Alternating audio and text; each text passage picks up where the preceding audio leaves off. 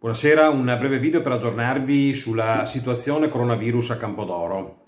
Avete visto, avete letto, abbiamo 2 casi positivi al Covid-19, sono seguiti direttamente dall'ULSS come prevede il protocollo e la situazione è comunque sotto controllo. Colgo l'occasione per fare gli auguri di pronta guarigione ai concittadini.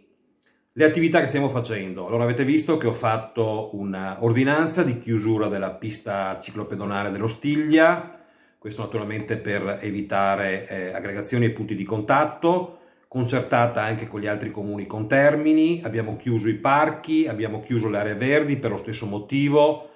So che è difficile restare a casa, so che il bel tempo in questo non ci aiuta, ma bisogna cercare di fare uno sforzo. Adesso stasera partirà anche la sanificazione da parte diciamo ancora frequentata dalle persone, quindi dalle poste alle pensiline dell'autobus, ai negozi ancora aperti, a marciapiedi, per cercare di utilizzare anche questi strumenti per contenere appunto la diffusione del virus. Ho letto, ho sentito delle mascherine, c'è anche una comunicazione ufficiale.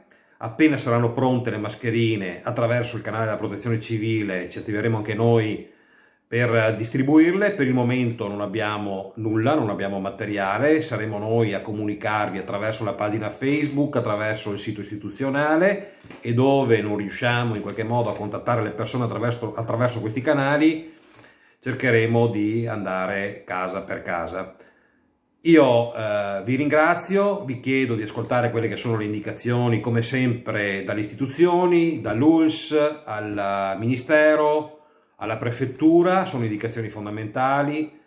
Cercare di spostarsi solo in caso di estrema necessità, cercare di usare il buon senso ed essere collaborativi. È un momento particolare, dobbiamo essere tutti responsabili. Io naturalmente rimango a disposizione. Vi ringrazio e auguro a tutti voi una buona serata. Grazie.